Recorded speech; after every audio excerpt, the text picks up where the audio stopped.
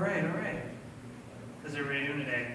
It's always like a good question to ask a crowd. Like, there's never been like a crowd that's just like, fuck you! It's a terrible day!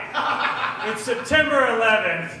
You know what day it is. No one's ever like, no, I've never asked the crowd that question, but like, we're a bunch of coal miners.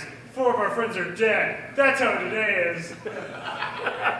But yeah, how's everybody doing today? Good? Yeah. That's fucking great, yeah. So, I was at Whole Foods the other day because I knew I had to tell this joke. Like, that's the only reason I go to that fucking store. So just so I can tell jokes about going to fucking Whole Foods. So, yeah, that's how I live my life. So I'm at Whole Foods, and I'm looking at all this produce. I'm looking at this baby carrots, baby spinach, baby zucchini, and I'm fucking disgusted. Yeah, our culture is so obsessed with youth. We're only eating baby shit. Fuck you, man. No, I want some grown woman spinach. You know? Yeah. I want some lettuce with some stretch marks. I want to look at a carrot and be like, what was World War II like, ma'am? And like put it in some curry. You know? That's what I fucking want. Yeah, thank you, Ski. You're a good audience member. How are you today? You know? Like, oh, sir, would you like this asparagus? You know, I don't really like asparagus very much. Are you sure? This asparagus is a preemie. Oh, thank you so much. It's such a baby. Ah, nom nom nom. Fuck you, Whole Foods. I know what I want. New rule for this gentleman. You know, you don't get to get into my mouth unless you can tell me a story about 9/11. Don't quote me on that. That's not a good quote. Don't quote me on that. That's unless you're seeing the entirety of this video, I'm going to sound like a creep. So don't write that down. God. But you know, let's talk about 9/11. Like, I know this will date me, but I remember it like it was yesterday. I was 8 years old. And I was in Miss Allen's class, and I remember it because we were learning fractions that day. And I was like figuring shit out, and then suddenly this woman runs into our class, and she goes, "Kids, I just want you to know, a plane has just crashed into one of the Twin Towers." And an 8-year-old me was immediately thinking, "Oh, don't you need half of the Twin Towers?" Oh.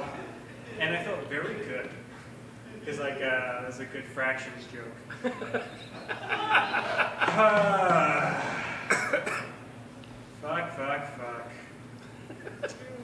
So I know it's hard to tell. Yeah, maybe you'll get a third of those, but yeah. So I know it's hard to tell from my thick Scandinavian accent. Thank you. But I'm not black. I'm African. Yeah. Thank you, Ski. Yeah, I'm African. I'm actually from a small country in East Africa. It's called Eritrea. You know, being African has its perks. For instance, when people yell things at me like, "Go back to Africa!" I can take that however I want. Because on the one hand, that's racist as fuck. But on the other hand, they're right. I should visit my grandfather. That's a good reason. That racist pedestrian has a point. I should probably go back to Africa. If not to see my family, why else would I go there? When I tell black people that, they go, "Ah, man, I should really go back to the motherland." And I'm like, you know, as an African, like, when we talk about the motherland, we don't talk about like a continent, we talk about specific countries. So when you say things like that, I don't think, "Oh, you want to go back to Africa?" I'm like, "Oh," I think, like, what is that for you? Like Michigan? Like Flint? I don't know what the motherland is for you, but wherever it is, they got great barbecue. Like, that's, like, I don't have that. Like, it's the motherland for you is like a very jazzy place. Like, I don't know what to tell you. God, that's such a dark joke. much time do I have? You have 1 minute. All right, you know what? You should have told 20 minutes. Yeah. I don't know if you can tell from this cardigan, but my girlfriend is a white person. Yeah. Hold your applause. We've been dating for kind of a while. We've been dating for so long that, like, To Kill a Mockingbird is kind of a comedy for me. Like, I watch that movie and I think, he's fine. Like, you fuck a white girl, you're like, that's a Tuesday. Like, you're not gonna get into trouble. It's like, trust me, you're gonna meet her dad. It's gonna be a little awkward. That's as bad as it's gonna get. Like, dating a white girl has it's like I've learned a lot about like white culture, or just white people in general. Like before her, I didn't know this, but like white people, apparently pink nipples, like that's a thing. Like that's like no, like I never knew that before having this girlfriend. You people are fucking absurd. You tulip-chested bastards. Like had I known this, I would have never been insecure in any like situation at all involving white people. Pink nipples? I have black nipples. I'm an adult. I'm making decisions.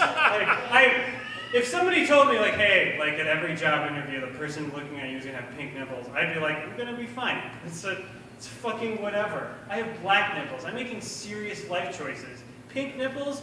No, thank you. Sir, do you know how fast you're driving? Officer, do you know what color your nipples are? You're a fucking Pokemon, okay? That's the way of the world, right? And then I roll it up. That's some black nipple space work. You're welcome. All right, my name's Aron Woldeslassie. Thank you so much.